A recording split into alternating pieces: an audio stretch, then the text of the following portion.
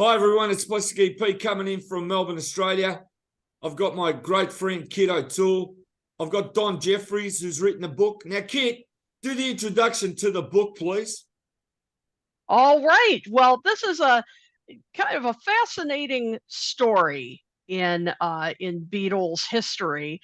The book is called From Strawberry Fields to Abbey Road, a Billy Shears story. And it's by two friends of mine, Bob Wilson, and joining us today, Don Jeffries. And it's a book that takes a look at the Paul is dead controversy that happened.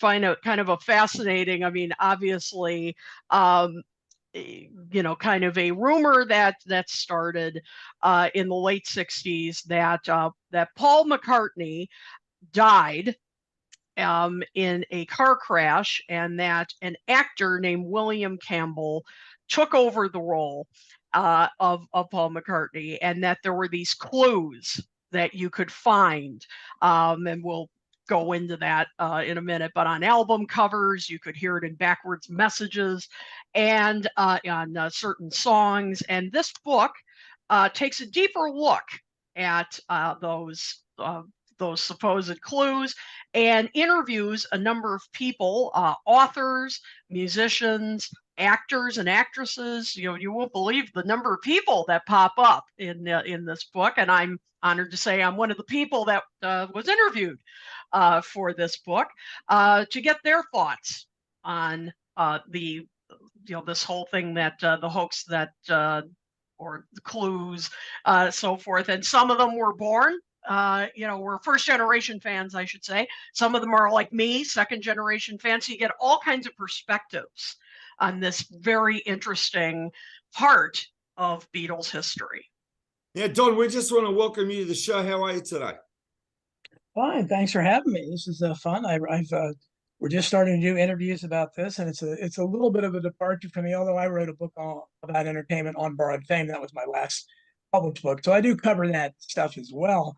And I've always been a huge Beatles fan, like pretty much everybody almost. And I remember hearing about this as a little kid about the Paul is dead thing, and it fascinated me then. And it kind of went away, but I thought it would be fun, Bob, and I thought it would be fun. It was basically Bob Wilson's idea for the book to get as many people as we could, get celebrities on the record. So we ended up getting, he got Lawrence Juber from Wings, a member of Wings. I got a member of the Lovin' Spoonful, Steve Boone. We got actors from the guy that played Timmy on Lassie, John Provis. We got Sally Kirkland, award-winning actress. We got Fred Laborde, who was the guy who's generally credited with starting Paul is Dead rumor.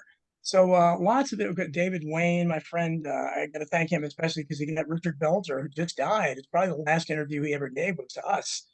So lots of interesting people, and people also talked. We asked about the Beatles in general as well, to show the impact that the Beatles had on that particular generation, because a lot of them were older than me, were teenagers already then when the Beatles came out, and they were some of them were part of the Screaming Girls.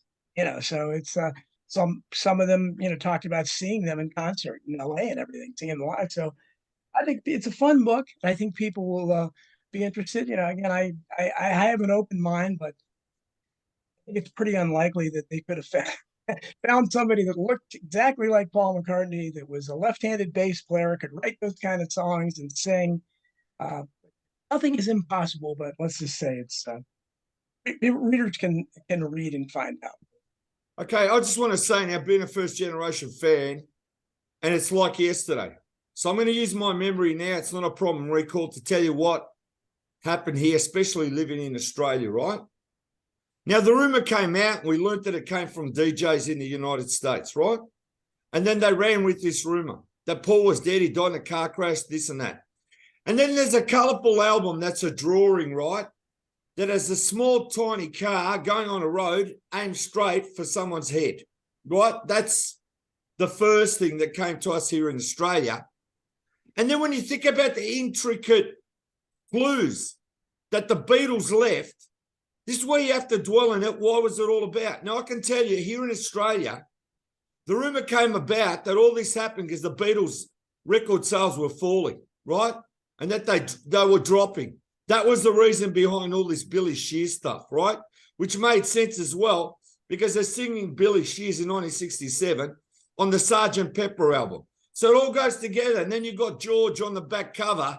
First time they got an album with words where George is pointing to a clue, right? At 6 o'clock, whatever, right?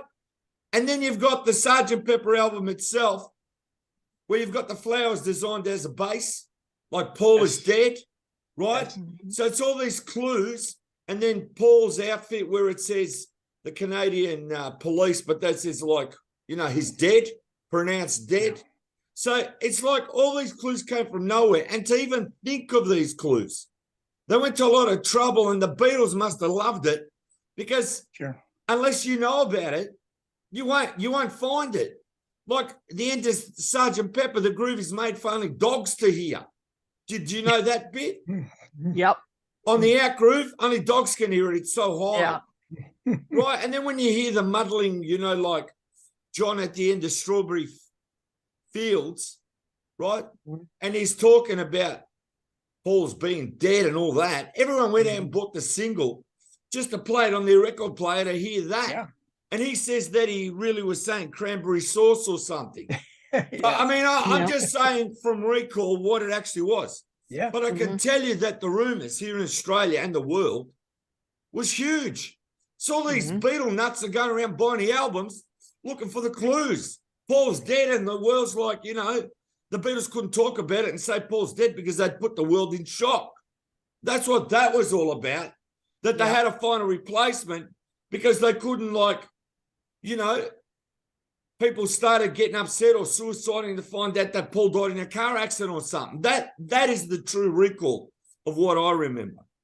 Yep, absolutely. Well, and you'll see in the book, you know, all these different recollections from, you know, from everybody, just how much, you know, that this rumor took off. I mean, you know, you'll just be amazed. You know, Don, when you were, you know, soliciting all these different, you know, interviews, I mean, was there anything that really, you know, surprised you when you were talking to all these different personalities and you know, from all over? I mean, as to the scope of this rumor. Well, I think I was surprised that I think pretty much all of the people that were old enough to have been and had a record player then, most of them said that they played the record backwards, try to find the clues, you know, because I don't think, and I remember, I think I tried, I couldn't figure out how to do it. I was little, and I never heard anything on it. I don't even know really how you do it. But yeah, I don't know how you do it. Yeah, but I obviously it was a short-lived phenomenon. But I don't know. I don't think anybody was playing.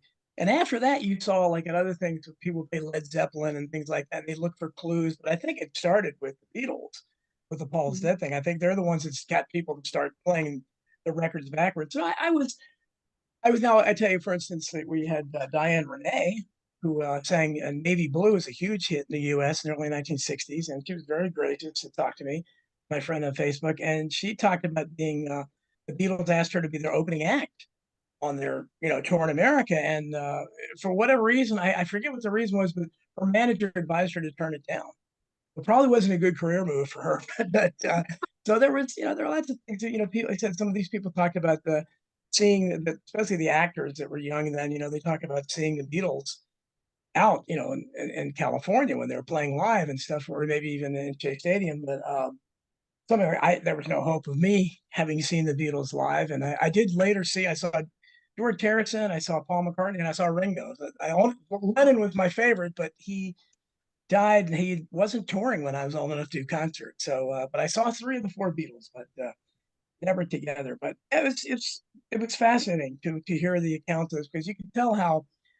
I mean, there was nobody there that said I really didn't like the Beatles, anything like that. So, I mean, they all had a huge impact on these people's lives, especially the ones that went on into the entertainment business. Mm-hmm. Yeah, I think that's the other thing about this book, and Plastic. When you get this, I think you're going to really get a kick out of it. That it's not only about the rumors, you know, it's not only about the Paul is dead thing. That it is also. I talked about this in my interview too. That you also get some interesting insights as to when all these people discovered the Beatles, what the Beatles meant to them, and even some fascinating stories from people who who met them, who may have worked with them.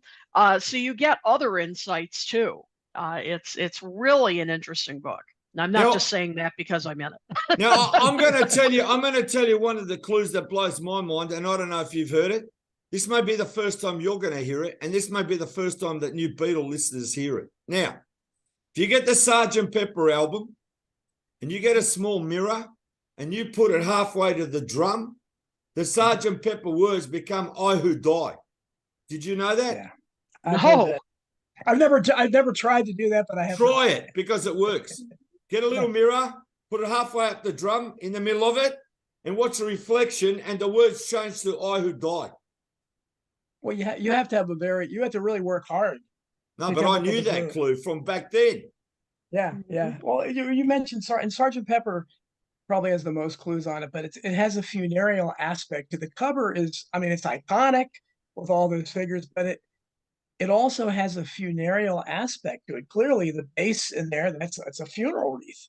Yeah, and, exactly. So, what were they going for? So so I think clearly, and I talk about how McCartney has really only addressed these rumors a couple times, and in both occasions, his explanations made no sense.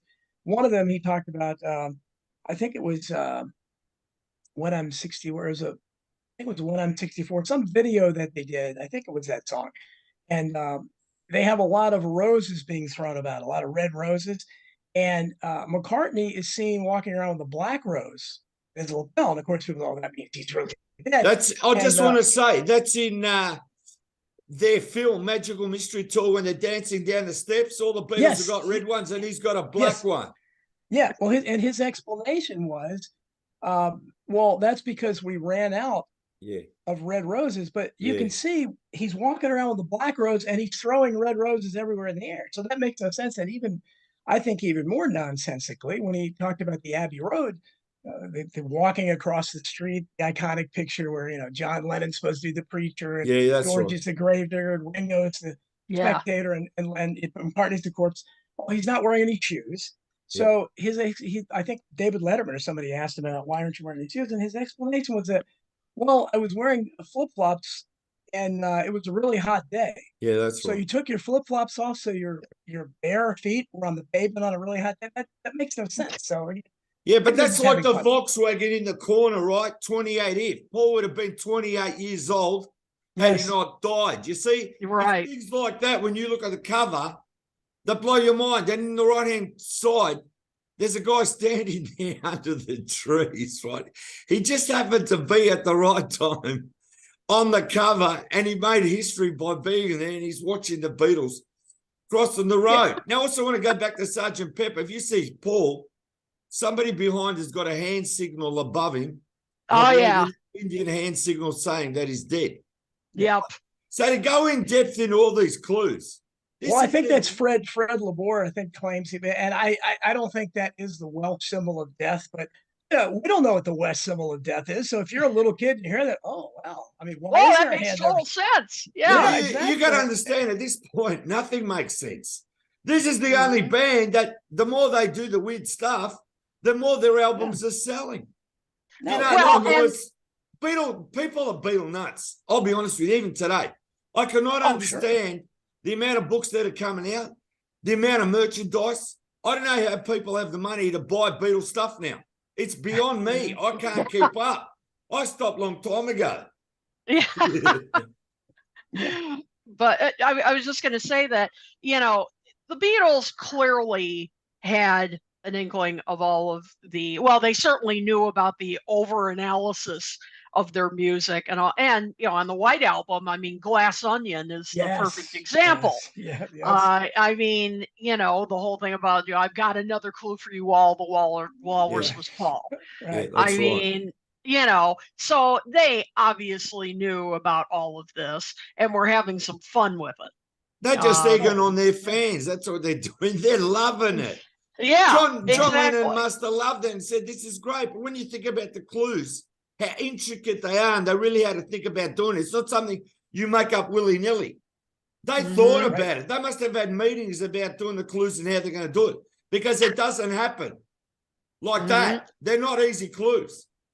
Well, and you know, you point out, you and Bob in the book, John, about when Life magazine, you know, finally sent reporters out to Paul's farm to you know, confirm that he was indeed alive. And at first, Paul, as you know, we know the story, chased off the reporters, and then thought better of it because he's Mr. PR, right? And you know, and so he then thought, hey, this is a great publicity opportunity. And of course, the funniest part is, in that interview, he basically confirmed the breakup of the Beatles, and nobody paid any attention to that because everybody was so fixated on his supposed death and everything.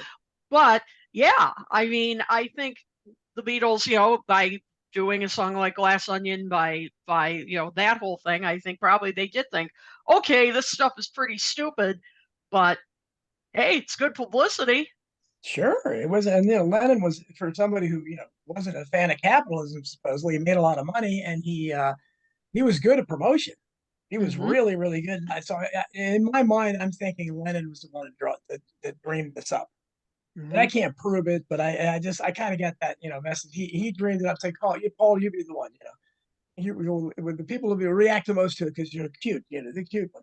But you know, the surface of it again is, and I think that people have talked about that, is why it's not like they haven't had lots of rock stars that died.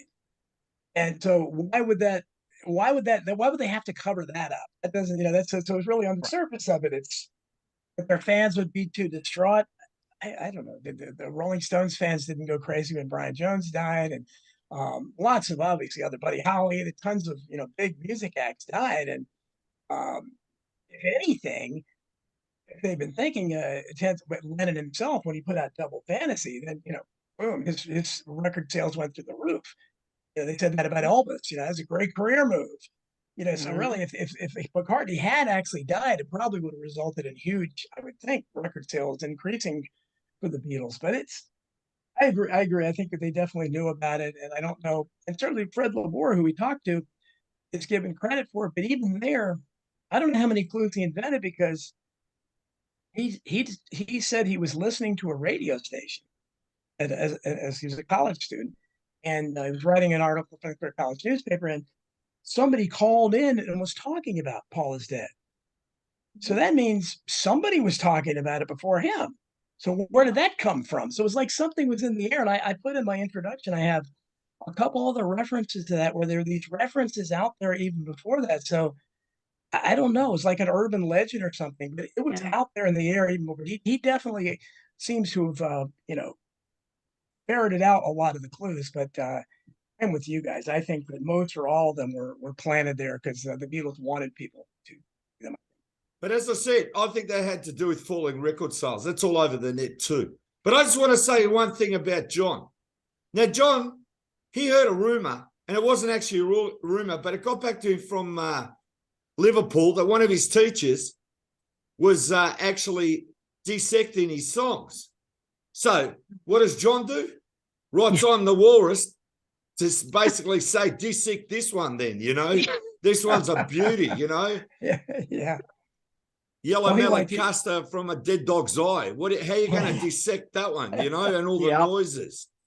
You know, that's what it was. That was in him. He loved it. I just did an interview where I got told, right, and this is fact, that in the early years at the Cavern, when the Beatles were playing, John got wind of the fact that Decca Records were coming to the Cavern to check them out. So you know what John did? John didn't give a crap. John went out there, sang wrong, played wrong notes, did everything wrong on purpose. So they went away back to London and go, they're not that good. He did that on purpose because he didn't care. Yeah. And that's what's said in the interview. Mm-hmm. Like that sounds like John. He loved putting people on. Mm-hmm. Yeah, and he got enjoyment out of it. He didn't care. Nothing fazed him. I mean, the guy's a genius. But, you know, he also had his sense of humor that was right out there. Mhm. Sure. Yep. That's, Absolutely. You know the one about Tom Jones, don't you? Do you know that one? What happened with him and Tom Jones? I'm not sure. I know that. Okay, I'm going to tell you. You go to YouTube and you Mhm. type in Tom Jones talks about John Lennon. So what happens is they're doing a show, the Beatles, and they're doing a stage rehearsal, and Tom Jones is there sitting with his manager, right? And Tom Jones is Welsh, as you know, and he's a big, solid guy, doesn't put up with crap. And here's John Lennon comes out, looks at him, and starts miming to one of his songs and says something about an elephant to one of his songs, right? And then starts calling him names, right? And at this point, Tom Jones is blowing up mad and wants to take him out, like knock him out. And the manager's telling him, no, don't worry about it. He's just having a go at you. He's just, that's his sense of humor, right? And Tom's fuming, right? Mhm. yeah. Well, I think that Please comes do out me a with, favor. Go to YouTube and type in Tom Jones talks about John Lennon. And Yep. the way he says it, and I'm not going to say what John Lennon called him, right? This is a Yeah. family show. yeah. That's right. Well, I think that's part of the charm of if you the Beatles were they were all naturally very funny, but Lennon was really witty, and that's why a lot of people compared him to the Marx Brothers in A Hard Day's Night. It's a shame they didn't do because really help was not up to the level of that, but that was just a great movie. It's still fun to watch, and it's because that cheekiness. I think that that was an adjective used to describe Lennon. He's cheeky. And Yeah. that's what he's always his most famous thing, I guess, when he told those in the front could rattle your jewelry. When he was talking to when he was they were playing before the Queen. He liked being irreverent, and I think if he was alive, I think he would probably think it was the most ridiculous thing in the world that Paul McCartney was a sir. I don't think Lennon would have ever been a sir. I don't think. I hope not. Anyhow. Yeah. That's Now- probably true. I just want to say, Bob, I want you to tell everybody now where the book's going to turn up. It's going to be released hopefully in the next couple of days, or it's already released. Can you please tell now everybody the links to where they can buy this fantastic book? Although Bear Manor is the publisher, BEARMANOR. So you go to bearmanor.com and you'll see from Strawberry Fields to Abbey Road by Bob Wilson and Don Jeffries, and it should be up on Amazon, Barnes & Noble, everywhere. Maybe even by the end of the show, hopefully. So just if you do a search for it, it'll at least come up to that, and we're hoping it'll be out everywhere after that. And just go and get your best deal wherever you get it, wherever you buy whoever you want to support. You can probably get a good deal with the publisher. I think there's I understand there's a 10% or 20% coupon off if you go to Bear Manor on this book. So I'm not sure how to do that, but I just heard that right before I came on the show. I didn't know about it before, so probably would behoove you to check out Bear Manor and see what the coupon's about there.